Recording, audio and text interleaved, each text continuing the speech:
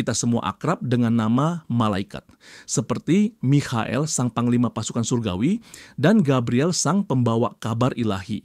Namun, di balik gemerlap nama-nama populer itu, tersimpan satu sosok misterius, Raguel. Siapakah Raguel? Sosok ini seolah tersembunyi dalam riuh tradisi malaikat, jauh dari sorotan liturgi dan kisah Alkitab yang biasa kita dengar. Bahkan dalam Alkitab Protestan 66 kitab, nama Raguel tidak pernah disebut. Yang disebut hanya Mikhael dan Gabriel saja. Popularitas Mikhael dan Gabriel membuat Raguel tenggelam dalam bayang-bayang sejarah keagamaan. Kita bertanya-tanya, apakah Raguel kurang penting, ataukah justru ia menyimpan rahasia tersendiri yang menanti untuk diungkap? Kisahnya tak tercantum dalam kitab-kitab Injil utama maupun Taurat, sehingga nama Raguel jarang terdengar dalam khotbah atau doa. Secara kebetulan atau kebijaksanaan ilahi, Raguel seperti hantu langit, keberadaannya disinggung samar dalam naskah kuno, bukan dalam kanon yang ditetapkan gereja. Rahasianya mulai terungkap saat kita menelusuri naskah apokrif dan pseudepigrafa. Misalnya kitab Henokh teks kuno yang dianggap suci dalam tradisi Ortodoks Ethiopia menyebut Raguel sebagai salah satu malaikat agung penjaga keteraturan kosmis. Begitu kita menyingkap lembaran kitab Henokh ini, tabir misteri mulai terbuka. Di situ Raguel diletakkan sejajar dengan Mikhael, Gabriel, dan malaikat-malaikat besar lainnya. Dalam skriptur ini pula peran Raguel sebagai penyeimbang dan penegak keadilan surgawi mulai terlihat samar. Dalam literatur Yahudi Kristen kuno, nama Raguel berasal dari akar bahasa Ibrani. Banyak sumber menyatakan arti nama itu sebagai teman Allah atau Allah adalah sahabatku. Ada juga tafsir yang menghubungkan nama Raguel dengan kata Ibrani yang berarti gembala. Jika dilihat dari akarnya, nama ini bisa diartikan bahwa Tuhan adalah gembala atau pemeliharanya. Perbedaan makna ini menunjukkan betapa kaya dan kompleksnya tradisi interpretasi, namun inti narasinya tetap mengarah kepada gagasan keakraban dengan Tuhan atau penggembalaan ilahi. Raguel juga dikenal dengan berbagai variasi nama atau ejaan dalam naskah berbeda. Bentuk lain yang muncul antara lain Raguel, Rasuil, Raguhel, Ragumu, Rufael, Askrasiel, dan Telesis. Dalam beberapa teks Alkitab kuno, nama Reuel atau Rakel juga muncul. Misalnya dalam kitab Keluaran Exodus disebutkan seorang tokoh bernama Reuel, kadang diterjemahkan Raguel sebagai mertua Nabi Musa, namun patut diingat bahwa Reuel di sana adalah manusia biasa, ayah mertua Musa, tidak terkait dengan sosok malaikat Raguel. Begitu pula dalam kitab Tobit, tersedia di Alkitab Katolik dan Ortodoks, ada tokoh Raguel yang ternyata manusia, ayah dari Sarah.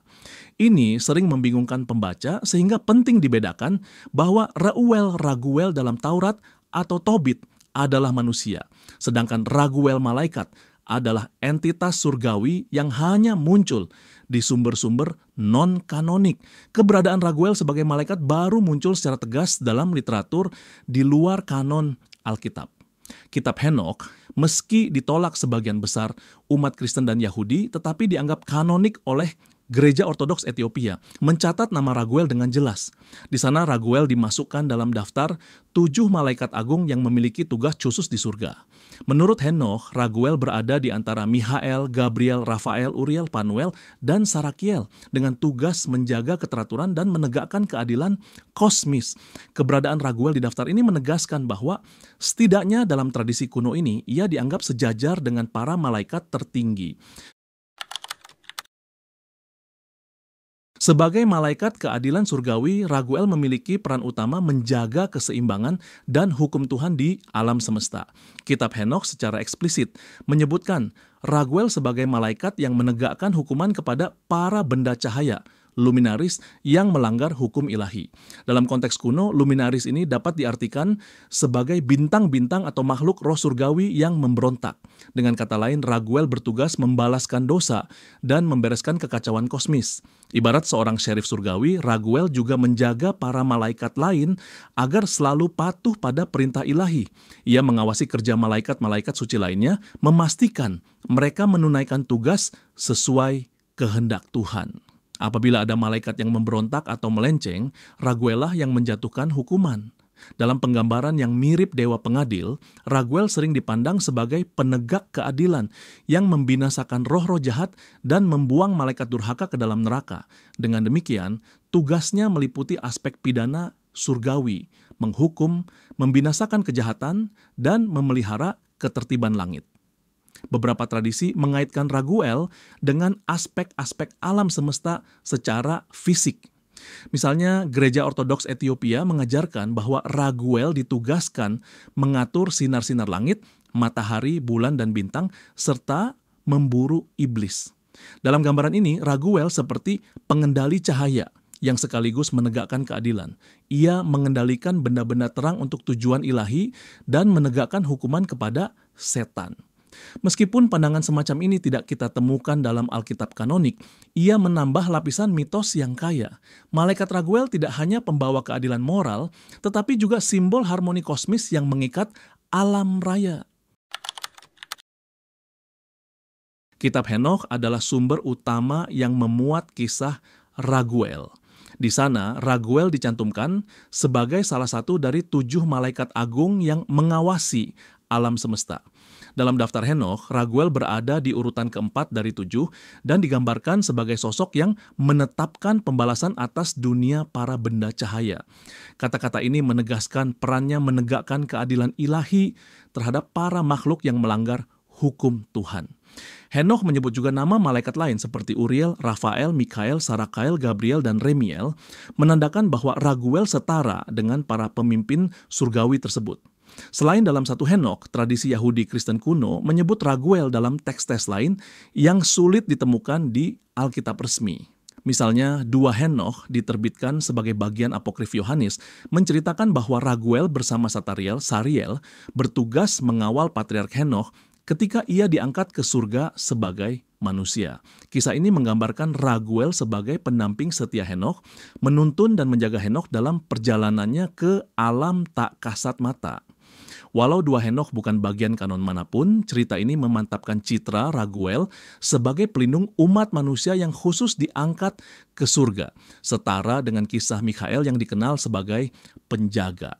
Dalam kalangan tertentu, peran Raguel dalam kitab Henokh memberi inspirasi penggambaran bahwa ia adalah hakim surgawi, pengawal tatanan alam. Raguel tak hanya membalas pelanggaran, ia juga menjaga para malaikat lain agar tetap tertib dan taat. Dengan demikian, karyanya mirip arbiter kosmis, menyeimbangkan alam semesta dengan keadilan ilahi sambil mengawal tokoh-tokoh suci seperti Henokh agar selaras dengan kehendak Tuhan. Raguel melambangkan keadilan ilahi dan keseimbangan moral. Dalam seni religi, ia sering digambarkan memegang palu hakim, gavel, simbol bahwa ia selalu siap memerangi ketidakadilan agar kebaikan menang atas kejahatan. Palu itu menunjukkan bahwa meski keadilan itu keras, Raguel memanggulnya dengan tanggung jawab ilahi. Dengan analogi semacam ini, Raguel bisa diibaratkan sebagai personifikasi hukum sebab akibat kosmis. Setiap perbuatan, baik maupun jahat, pada akhirnya akan memperoleh balasannya yang setimpal. Secara spiritual, sosok Raguel juga mengingatkan kita bahwa keadilan tidak selalu nampak secara kasat mata. Ia bekerja di balik layar untuk menjaga harmoni dan menebus setiap ketidakseimbangan. Prinsip inilah yang mirip dengan konsep karma dalam tradisi Timur. Kejahatan tidak dibiarkan melenggang bebas. Kebaikan tak berlalu tanpa ganjaran. Pegangan ini mengajarkan kita untuk percaya bahwa ada kekuatan ilahi yang menyeimbangkan alam semesta. Mungkin kita tidak selalu melihat pengadil surgawi beraksi, tetapi keyakinan bahwa keadilan berlangsung pasti memberi ketenangan hati dan dorongan untuk tetap berbuat baik. Raguel juga menjadi simbol filosofi bahwa kebenaran akan menang pada waktunya. Dalam setiap legenda Raguel ada pesan moral tersembunyi. Keadilan Tuhan mungkin berjalan diam-diam, namun tidak pernah gagal. Ia menginspirasikan kepercayaan bahwa meski kegelapan tampak meraja, suatu saat malaikat keadilan seperti Raguel akan menyapu bersih segala penindasan. Dengan begini, nama Raguel mengakar sebagai pengingat agar kita terus menegakkan nilai kebaikan dan keadilan, yakin bahwa akhirnya kebaikanlah yang akan abadi.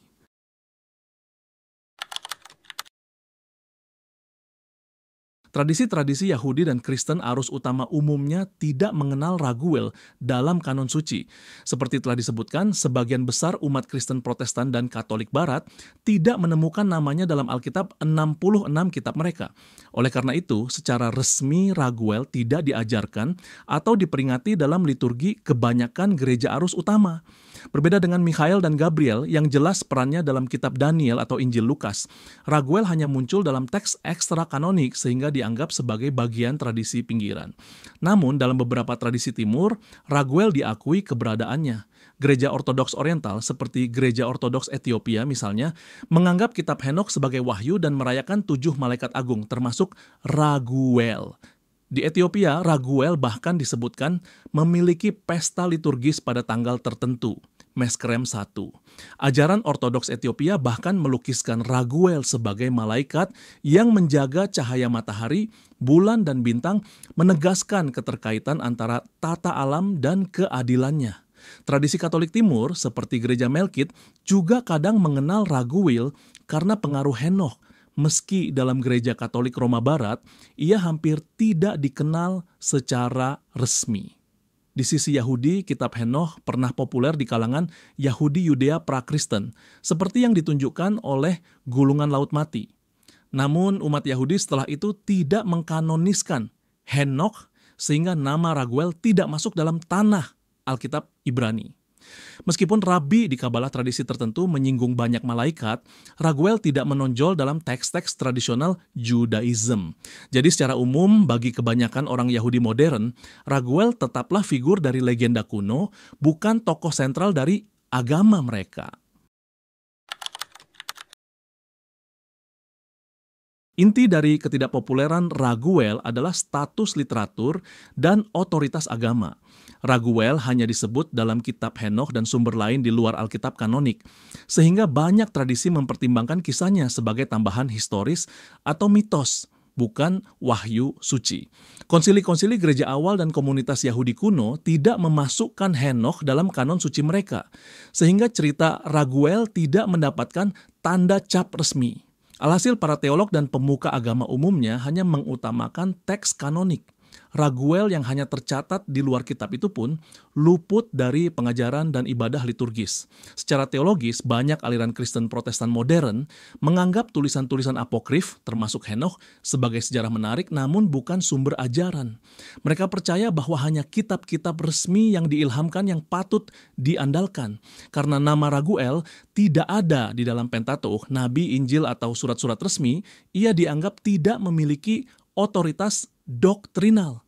Begitu pula dalam Katolik, meski para bapak gereja awal mengenal Henokh, gereja barat menyisihkan teks itu.